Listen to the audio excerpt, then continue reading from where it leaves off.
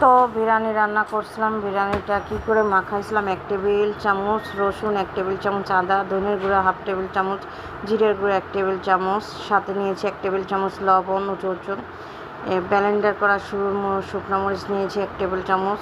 পরে দেখো এখানে আমি টক দই দিয়েছিলাম 2 টেবিল চামচ। তারপরে বিরিয়ানির মশলা নিয়েছিলাম 1 টেবিল চামচ। আমি বিরিয়ানির মশলা আসলে সবসময় দিই না, মাঝে মাঝে মন চাইলে, তাও খেতে মাশাআল্লাহ ভালো হয়। দেখো মাংসটা মাখায় রাখছি, আমার হাতে টাইম নাই, তো আমি এখনই রান্না করে নেব।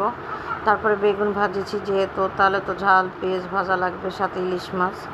তো এই দেখো আলু দিচ্ছি বিরিয়ানিতে। আমরা সব কিছুতেই আলু খাই, যেহেতু আলু লাভার, আর বিরিয়ানি রান্না করছি তো আলু তো দেওয়াই লাগবে।